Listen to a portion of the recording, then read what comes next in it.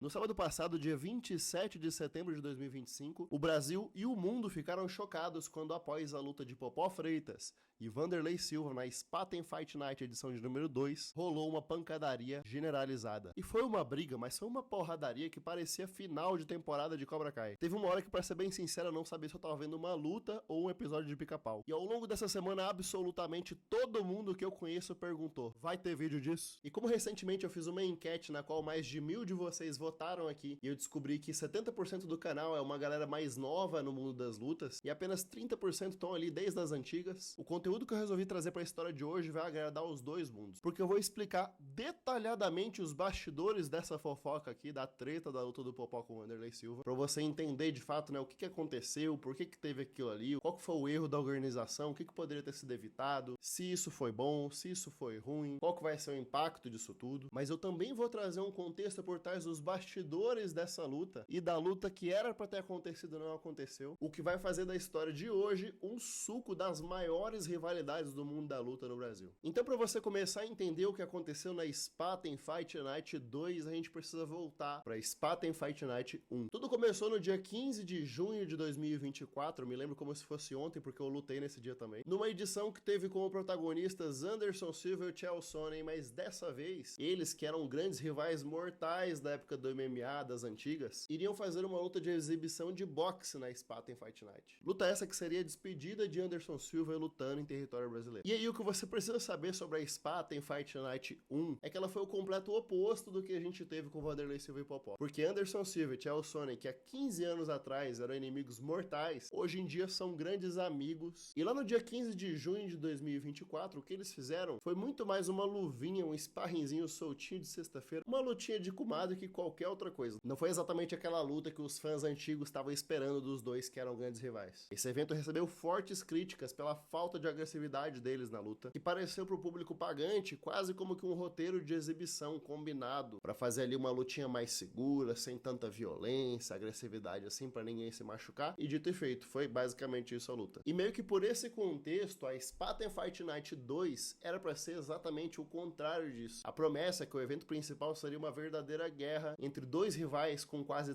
3 décadas de rivalidade entre eles. Mas antes que você me pergunte se o Popó odiava o Wanderlei Silva há 3 décadas, não. A luta original que ia rolar era Vitor Belfort e Wanderlei Silva. Eles que já haviam se enfrentado na primeiríssima edição do UFC no Brasil em 1998, numa luta que acabou por nocaute em apenas 44 segundos do primeiro round, porque o Vitor Belfort tava com a caganeira e queria acabar a luta logo e ir embora. Então a luta começou, o bicho simplesmente ligou marcha e foi pra cima do Wanderlei, nocauteou e foi embora. Mas até aí beleza, foi só uma luta que acabou por nocaute, o Vitor Belfort venceu, o Wanderlei perdeu, e daí? E daí que exatamente nessa época, no finalzinho dos anos 90 pro começo dos anos 2000, a maior rivalidade do mundo das lutas do Brasil tava nascendo, quando duas equipes, que era uma espécie de Fla-Flu, São Paulo e Corinthians, Grenal, só que do mundo das lutas, começaram a se bicar, quando numa bela manhã de sol no Hilton Hotel em Tóquio, Rudimar Fedrigo da Chute Box de Curitiba virou pra sua equipe, ele que era o líder da equipe, e falou: galera, vocês não vão acreditar, os caras da Brasília Top Team, também conhecido como BTT, estão ajudando a treinar o nosso adversário. O Rudimar já disse em entrevista que ele comentou isso, né, meio que na empolgação ali do momento, não pensou que isso ia repercutir tanto, mas foi naquele dia que as duas equipes se encontraram ali no espaço de café da manhã do hotel e as mesas deles eram uma do ladinho da outra, e aí Ricardo Arona e Wanderlei Silva foram trocar uma ideia. Wanderlei Silva não deu muita moral pro Ricardo Arona, e esses dois caras inclusive eram os brabos das suas respectivas equipes, mais ou menos do mesmo tamanho, mais ou menos da mesma categoria ali de peso. O Arona, que inicialmente tinha ido numa boa dar um bom dia pro Wanderlei, que era, pô, brasileiro, compatriota, era a lenda do Pride na época, tava voando invicto a trocentas mil lutas lá no Japão, ninguém tocava nele, e ele imaginava que um dia os dois iriam acabar se cruzando no mundo do Pride, mas isso até então não tinha acontecido, né, ele realmente foi só dar bom dia. Uma coisa que eu tenho, assim, que eu gosto de ver, já que o cara é da minha categoria, é um competidor da minha categoria, eu gosto de saber as medidas físicas do cara, eu gosto de olhar o tamanho de braço, largura de osso, uma análise física eu gosto de fazer, pra saber mais ou menos onde seria melhor pra mim aplicar uma força, uma queda e tal. Daí eu fui me servir do lado dele no café da manhã, ele tava montando a bandeja, eu parei do lado dele pra montar minha bandeja e ele olhou pra mim. Aí quando ele olhou pra mim, eu falei: pô, e aí, tudo bem, cara? Tudo bem, beleza, pá?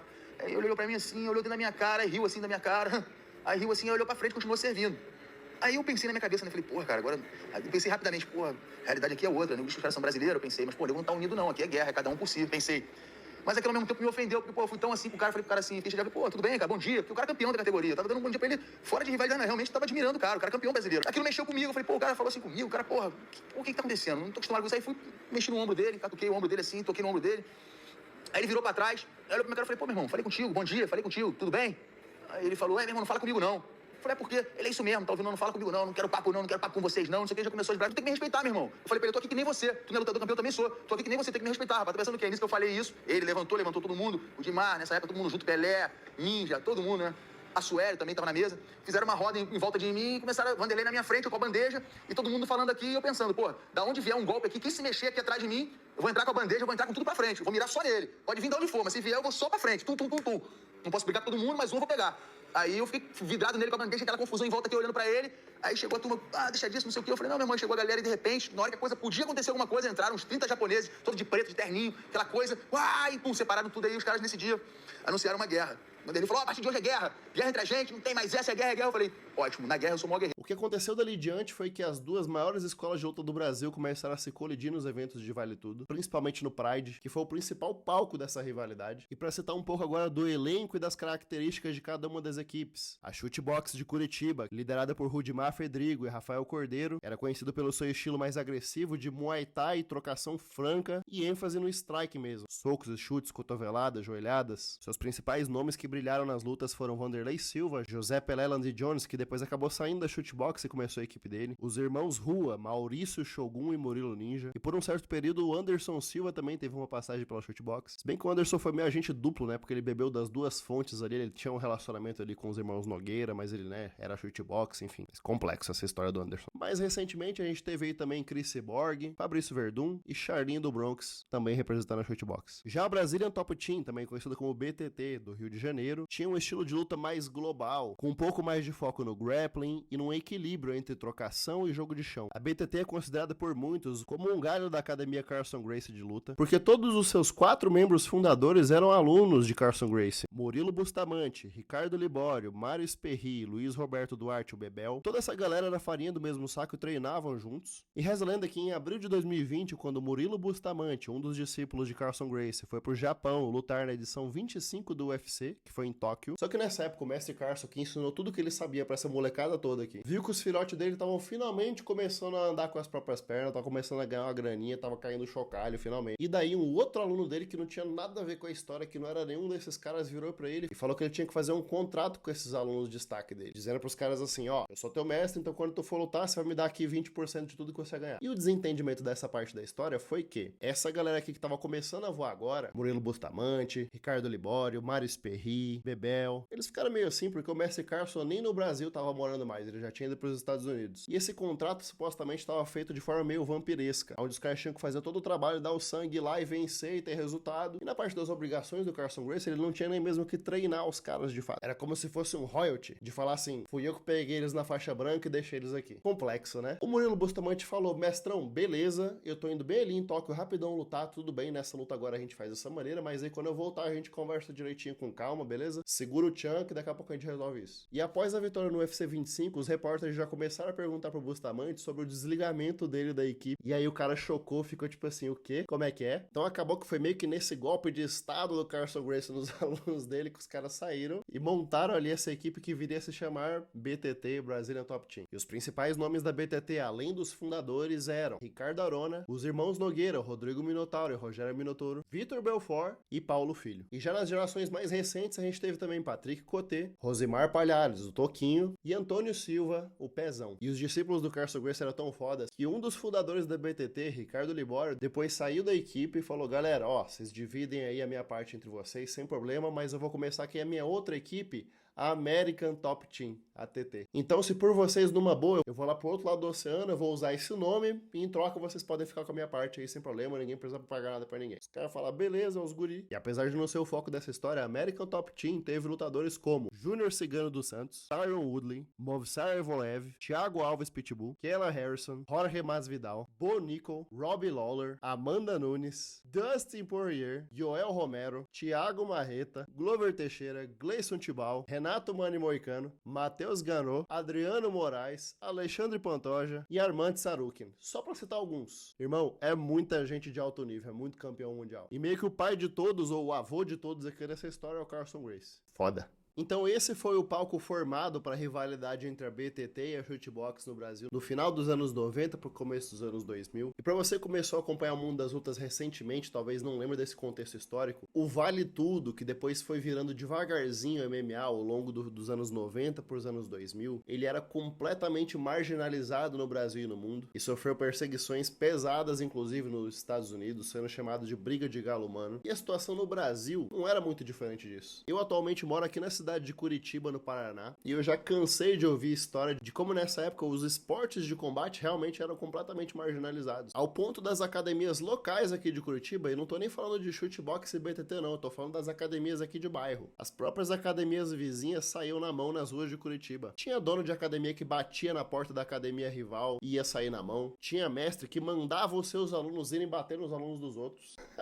Às vezes os caras marcavam de sair na mão em praça pública, parque bacaxeria, história é o que não falta. Ou seja, no final dos anos 90 pro começo dos anos 2000, você treinar Muay Thai, boxe, kickbox, era coisa de trombadinha, era mal visto. E as academias não eram nada comerciais como elas são hoje, o esporte não era inclusivo. O nego chegava na academia para fazer aula experimental e era espancado. Os caras batiam para machucar. Então esses ambientes de luta realmente eram muito inóspitos e só ficava quem era casca grossa e aguentava tomar porrada ali há um tempo, até conseguir bater nos próximos novatos que chegassem. Mas apesar dessa tempestade perfeita se formando, a rivalidade entre Brazilian Top Team e Shootbox acabou trazendo à tona o melhor das duas equipes pro Pride Championship. Porque quando Vanderlei Silva e Ricardo Arona entravam pra lutar, quando os irmãos Rua iam lutar, os irmãos Nogueira, Pelé, Paulo Filho, eles não entravam pra luta com a cabeça de tô indo lutar por mim. Eles estavam defendendo a cultura da academia deles. Era academia contra academia, equipe contra equipe. Os caras entravam na luta pensando, se eu perder, eu vou perder pela minha equipe inteira. E foi por isso que essas lutas aqui foram tão intensas. E a gente tá falando de uma época do MMA que podia doping, que podia tiro de meta, chute na cabeça com o cara deitado no chão, podia pisão na cara. O bagulho era louco. E foi justamente nessa rivalidade de décadas de honrar a história da própria equipe. A minha equipe contra a sua, Shootbox contra a Brazilian Top Team. Foi essa narrativa que os caras usaram pra começar a Spaten Fight Night 2. Porque a luta original, que era pra ter acontecido, era de Vitor Belfort contra Vanderlei Silva. Essa revanche, esperada há décadas pelos fãs, que quase aconteceu numa edição do Ultimate Fighter, na qual eles foram os técnicos das suas equipes. Só que aí na época da final, onde eles finalmente iriam lutar, e o cachorro louco, Vanderlei Silva, ia lutar pela segunda vez com o Belfort, e até chances dele de revanche, Vitor Belfort fraturou a mão e não pôde lutar com o Vanderlei. E parece piada, mas agora, no 27 de setembro, Vitor Belfort novamente se lesionou, teve uma concussão cerebral, tomou uma pancada na cabeça que deixou ele meio lelé, e foi por isso que a Ambev ligou pro Popó e falou, irmão, precisamos que você salve esse evento. Belfort machucou, tu pode substituir ele e lutar com o Vanderlei Silva? E pra que fique claro, diferente de Jake Paul e Mike Tyson, dessa vez, os dois são coroas. Vanderlei Silva tem 49 anos, Popó tem 50. A diferença, e o que tornou até um pouquinho interessante essa luta, é que antes, Vitor Belfort e Vanderlei Silva, que também tem mais ou menos ali uma idade parecida, iam sair na mão nas regras do boxe. E os dois são do MMA. Tecnicamente, né, ninguém foi campeão mundial de boxe, ninguém teve uma carreira inteira construída em cima do boxe. Então ia ser uma exibição de boxe que fazia um pouco mais de sentido, vamos dizer assim. Daí os caras colocaram o Popó pra substituir o Belfort e tinham duas escolas de pensamento rolando na internet. Por um lado, os fanboys de MMA falando, não, mas o Vanderlei Silva é 20 quilos mais pesado que o Popó, ele vai matar o Popó. O primeiro soco do Van de que entrar na cara do Popó, ele vai nocautear. E no MMA também tem boxe, o cara também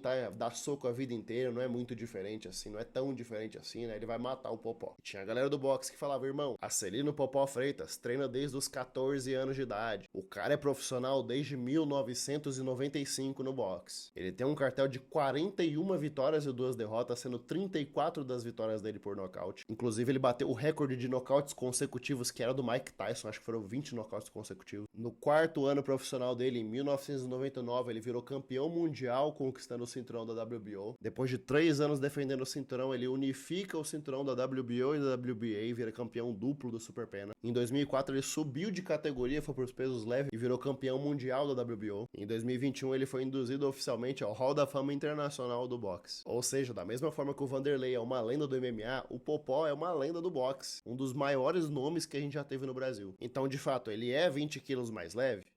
Categorias de peso existem por um motivo? Sim, mas essa galera do MMA que tava falando que o Vanderlei Silva ia nocautear o Popó no primeiro round, que a primeira mão do Vandy que entrasse a nocautear ele, com toda a mais absoluta certeza do universo, quem falou isso nunca fez uns 5 minutinhos sem perder a amizade com o carinha do boxe. O que eu tô querendo dizer com isso? Eu não tô falando que os caras do Muay Thai, do Kickbox, do MMA não sabem dar soco. Tô falando que eles não sabem dar jab direto cruzado. Mas uma vez que você tira esse cara do ambiente que ele tá acostumado, que é uma jaula de 8 lados, onde pode uma série de coisas e não pode outra série de coisas, e você coloca ele numa caixa quadradinha com umas cordinhas do lado, com um conjunto de regras completamente diferente e um padrão de movimentação também diferente, não é tão fácil assim. E não é tão simples assim você nocautear um super campeão de boxe. Uma analogia que eu vou fazer aqui agora em menor escala é você imaginar numa academia de luta 2 caras que treinam há 5 anos. Um cara treina Muay Thai há 5 anos e o outro cara treina só boxe há 5 anos. Cada um treinou só o seu esporte por 5 anos. Se esses 2 caras lutarem 2 vezes e a primeira luta seguir as regras do Muay Thai, as chances são que o atleta do Muay Thai vai matar o boxeador, porque ele vai controlar a distância com chute, pisão, vai usar joelho, vai usar cotovelo, vai usar tudo que ele pode usar, vai usar as 8 armas que ele tem pra usar. Só que se esses mesmos 2 caras forem lutar por 5 minutos, seguindo apenas as regras do boxe, e novamente, nós estamos falando de 2 caras com o mesmo tempo de treino, mais ou menos do mesmo peso, da mesma altura,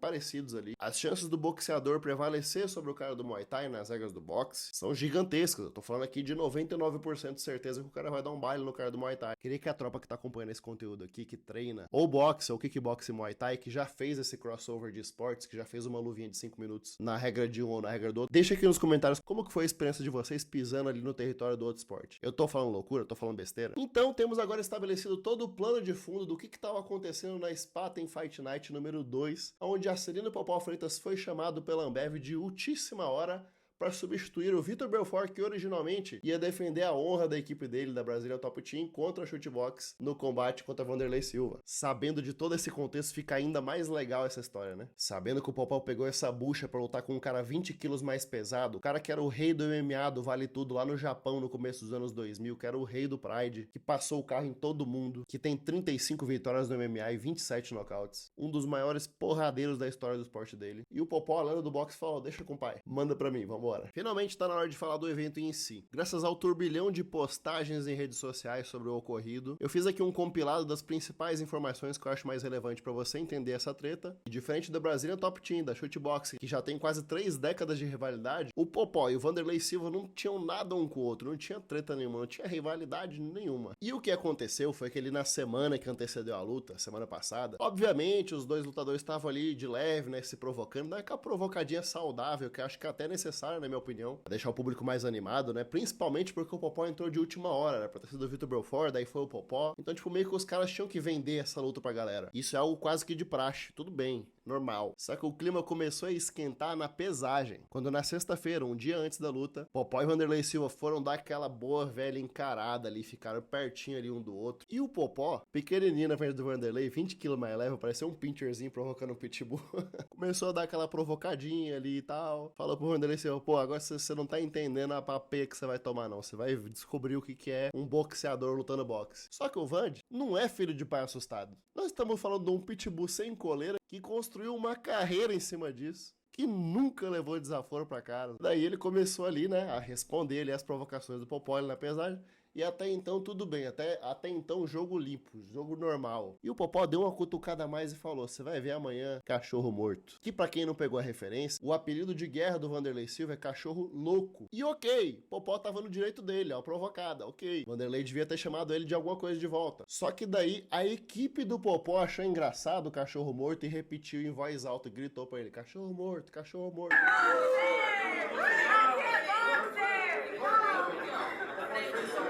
Cachorro morto! Cachorro de fora, fica de fora eu, cachorro morto, é cachorro morto! E a galera da Shootbox ficou puta. Então foi nesse bastidor ali, desde a pesagem ali na sexta-feira ali, né, mais de 24 horas antes da luta, de fato, que as duas equipes começaram a se estranhar. E o que aconteceu foi que Fabrício Verdun, membro da Shootbox, que tava ali acompanhando o Vanderlei nos bastidores da luta, foi lá no Zap e mandou um áudio pro Popó, falou assim, escutem, por favor, e eu falo mais uma vez, tirem as suas conclusões. Quem queria o tumulto? Ei, Popó, qual é que é? Como é que tá? Tô te mandando essa mensagem aí, tu sabe que eu te respeito muito, Popó, muito mesmo, e tu sabe disso. Gosto muito de ti. tá? A gente tá do outro lado aqui, que aconteceu a situação, vou ser bem breve. Só Isso aqui foi antes da luta, na sexta-feira, tá? Porque o que aconteceu, eu acho que é o xingamento, é a treta, né? tu não vai ver ninguém da nossa equipe te xingando, porque todo mundo te respeita.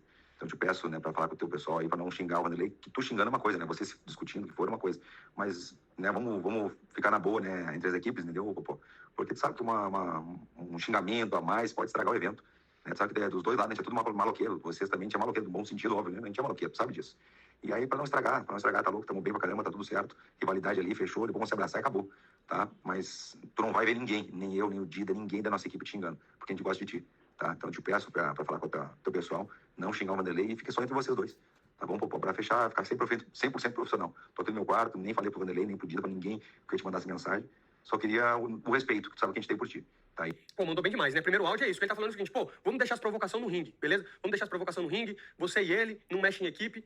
A gente queria que vocês estivessem pela gente também, tá bom? Vocês se xingando é uma coisa. Mas o resto, eu acho que a galera da família, da equipe, tinha que estar na boa também. Aí eu sei que tu falando com eles ali, fechou todas, tá bom? Um abraço. Fala, Verdun, não foi porque eu tava de fone do ouvido, agora vai. Irmão, não teve desrespeito nenhum. Ao contrário, o de respeito veio de Vanderlei Silva, de ontem me chamando de bunda mole do nada. E isso sim que é falta de respeito, tá? A única coisa que meu filho chamou lá do outro lado foi de cachorro morto, acabou.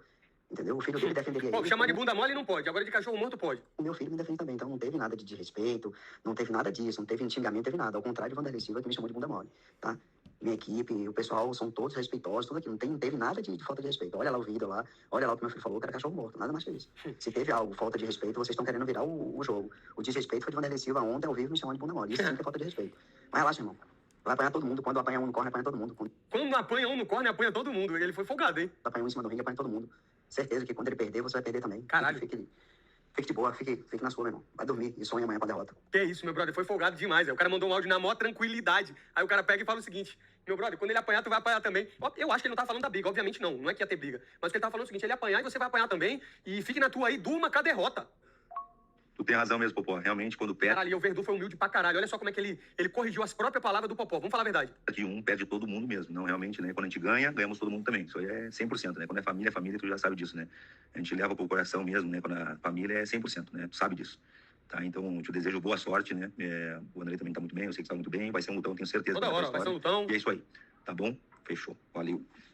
Finalmente chega o sábado à noite e começa o combate entre Vanderlei Silva e Popó. E sinceramente, depois da Spaten Fight Night 1 com Anderson Silva e Chael Sonnen, eu confesso que nem eu e nem ninguém que eu conheço que acompanha o mundo das lutas estava esperando muito dessa luta não. É aquela coisa, né? Eu trabalho com luta, eu tava ali, assisti, beleza. E quando o Popó imprimiu o ritmo dele no primeiro round, dominou ali o Vanderlei Silva, controlou tranquilo a luta. Não tinha nada fora do previsto, nada de novo sob o sol. O Vandy tava até meio perdido, né? Teve uma hora que ele tomou um down e daí ele pulou nas pernas do Popó, tentou dar um quedão no Popó, achou que era MMA. Pra não falar que o Popó foi santo também na luta, teve um momento que o Vanderlei tava no chão e o Popó meio que bateu um pouquinho a mais do que ele deveria ter batido, né? Que é uma coisa que o Popó já fazia ali na carreira dele desde os tempos antigos. Mas beleza. Já no comecinho da luta, o Vanderlei Silva deu uma cabeçadinha no Popó, que no primeiro momento o árbitro falou assim, irmão, cuidado, não pode dar cabeçada, advertência, mas ele não havia sido penalizado ainda de fato. O Vanderlei Silva deu mais cabeçadas dessa vez claramente de forma intencional e após um total de 3 penalidades aplicadas na luta, ele foi desclassificado por causa das regras do boxe. Não teve nocaute, não teve... O Popó não derrotou o Vanderlei Silva, né, com os golpes, mas o próprio Vanderlei Silva se derrotou porque ele não seguiu as regras do esporte que ele estava lutando. Foi por isso que o árbitro terminou a luta. E daí, assim que a luta acaba, 2 coisas muito estranhas acontecem. A primeira foi que o Popó pulou nas cordas e começou a comemorar como se ele tivesse virado campeão mundial. E pareceu pra mim que ele deu essa comemorada quase que excessiva, meio que pra rebater ali a onda que o Vanderlei Silva tava tirando até então na luta. O Vanderlei teve um breve momento de destaque ali, que ele meio que deu um empurrão no Popó, ele caiu no chão do jeito mega estranho. E o Vanderlei levantou o braço, como quem diz, eu disse pra vocês que eu ia ganhar essa luta. E aí a minha interpretação dessa mega comemoração do Popó foi isso, que ele queria falar, ó, eu sou o cara aqui, não é ele, esse é o meu esporte. Mas beleza, isso não era motivo pro caos que aconteceu depois. Só que a segunda coisa muito estranha que aconteceu depois, e que foi claramente o motivo do caos generalizado que teve nessa luta, foi que simplesmente a equipe do Popó inteira começou a entrar no ringue, totalmente descontrolados, apontando o dedão assim, ó, o dedão indicador, metendo o dedão na cara da equipe do Vanderlei, falando um monte pra eles, e simplesmente a segurança do Spaten Fight Night não fez absolutamente nada vendo essa cena começando a se formar. O que inclusive foi até uma coisa bizarra na minha opinião, porque eles criaram uma temática no evento de gala, né, que era uma dress code do evento, era pra você ir vestido com roupas super finas, era um negócio meio black tie, pra você ir de terno e gravata ali, né, tal qual o filme do James Bond, né, um negócio meio assim. Mas eu te pergunto, numa plateia onde tava todo mundo de terno, preto e gravata, como que os confederados iam separar a plateia dos seguranças? E outra, a equipe do Popó tinha ali o treinador dele, o preparador físico, mas cara, o único lutador de nível mundial que tinha ali era o Popó. Tava o Popó, o filho dele, um senhorzinho que parecia o Alceu Valença, que deve ter uns 70 anos.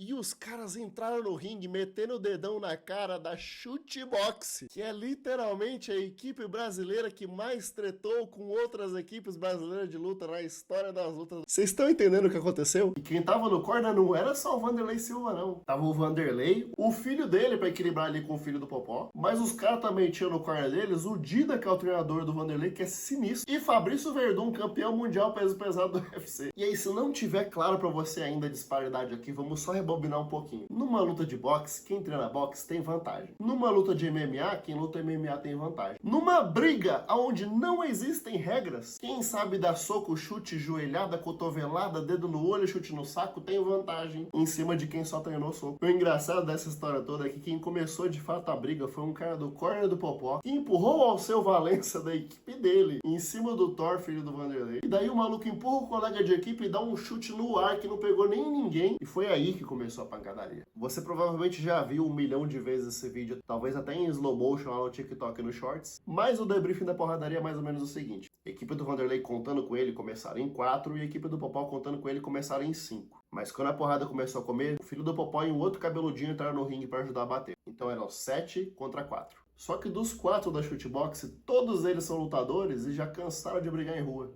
Então não foi a primeira porradaria deles. E tirando o Popó, os outros 6 caras do time dele, se juntasse todos, não dava um. Tanto que o arrombado do filho do Popó só nocauteou o Vanderlei Silva porque ele entrou no ringue metendo um socão na crocota do Vandy pelas costas. Na verdade não foi um não, foram 2. E foi apenas por isso que depois ele rodeou ali e conseguiu dar aquele soco que derrubou o Vanderlei e dormiu ele. Mas aí beleza, Rafael Freitas que entrou no ringue com o cinturão do pai dele, inclusive, o cara foi muito cabaço.